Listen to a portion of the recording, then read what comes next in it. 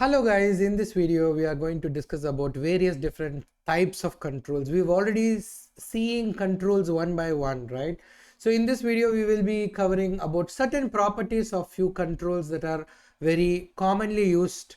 So in this video and even in the next video where we will be discussing about some of the simple controls like label control, text input control, etc. So even in this video we will discuss more about this text input control in general and how do we group those text input control, etc. So let's see how we go. Let's get started. So let me, in order to demonstrate that, let me create a new screen, a blank canvas, and let's rename it to screen underscore group, and then let me like maybe introduce you input control, a modern control, which is your text input. So let's add it. So that's that one, and let's add one more control, same one again.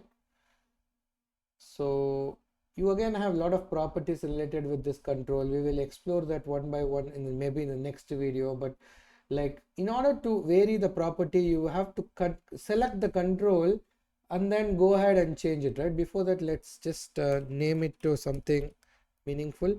I mean, in this example it's not a real-time project, so I'm not actually naming it with text underscore what was the actual text boxes for in real life, right? In this case it's just going to be text box 1 2, but in the real life it's going to be text underscore something more meaningful. It could be name, age, or whatever the field stands for, right?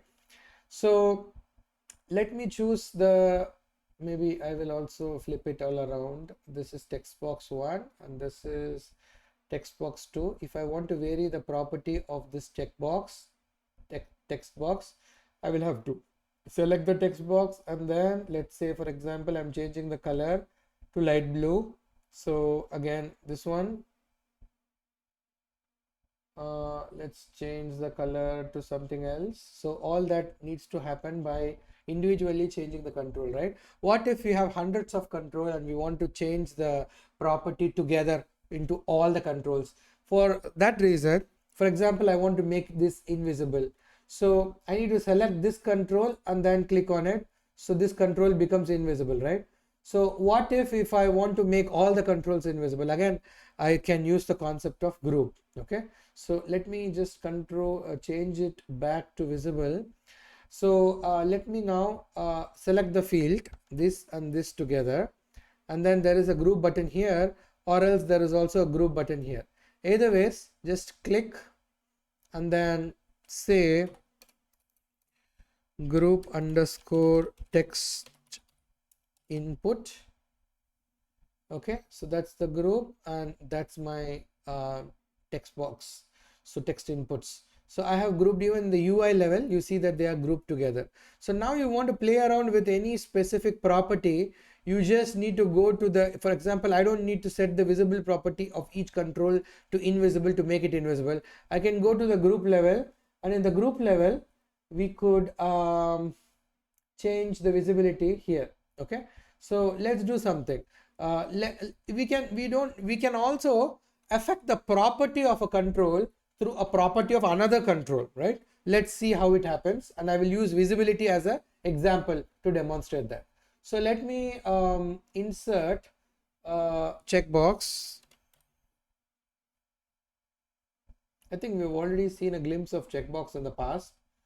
So checkbox and checkbox underscore visibility. So the checkbox is here. Let me also change the text here, say visible. So that's the checkbox. So I want, if I check the checkbox, I want this to be disappearing. If I check the checkbox, I want them to be visible. If I uncheck the checkbox, I want them to be disabled, right? So how can I do? So there is a property for whenever I make the changes to the checkbox, which passes a boolean, a true or false. And likewise, even the visibility property is something similar. It's also true or false. since the data types are matching, it's pretty straightforward and simple, right? So all I need to do is to go to the group level and change the, or I can check the visibility here, or I can click on the control, then it will show me the visibility. All I need to do is to remove the true and call the checkbox, which is this one, underscore visibility dot checked. Okay, if it is checked, it is true. If it is not checked, it is false. Okay, so so right now it is not checked, it is false, so the visibility property is false, so there's nothing visible.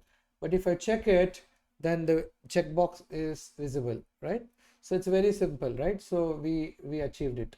So which means that I'm binding the property of this control into the other two controls. Likewise, let's say this was very simple, since we are handling the same data types, so I'm just passing the value of the checkbox directly. All I'm doing is to just go and key in the field name here, and that's automatically passing the value, right? But what if the data types are mismatching, they're different? For example, I'll go to the screen level. Here the data type here is the color, right, for the fill, but the checkbox is having boolean, right? So when I check the checkbox, I want the color of the screen to change from white to something else. Let me maybe introduce another checkbox for that.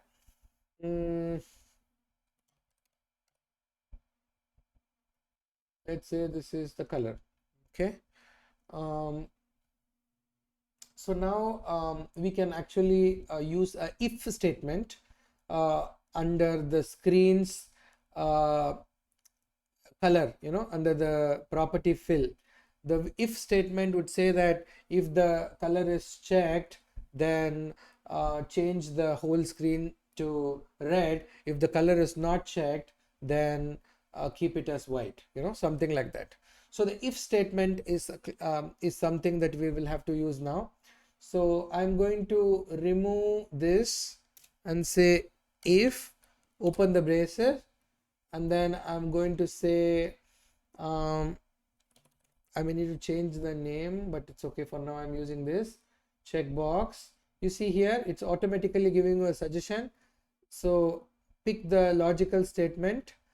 If the statement is going to be true, then that's going to be the first value. If it is false, then it's going to be the second value. So dot checked comma, if it is true, then it's going to be color dot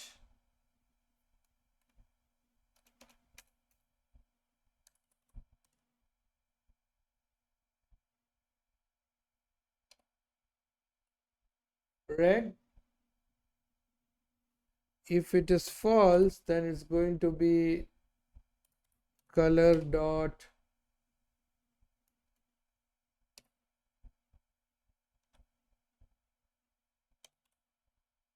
white, close the bracket. All good. So now if I play it, so it took some time to refresh maybe. So now if you see, if I remove it, add it, remove it, add it, it's working fine, right? So that's the if statement. The logic will come here.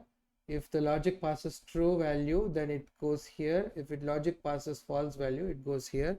You may even use the chat GPT if you are very much confused about the if statement. If you are not a developer, a functional consultant, or a business user, then clicking on a checkbox should change the fill property of the screen to red. Unchecking it should restore it back to white. Try to give me a PowerFX expression, if statement for this logic.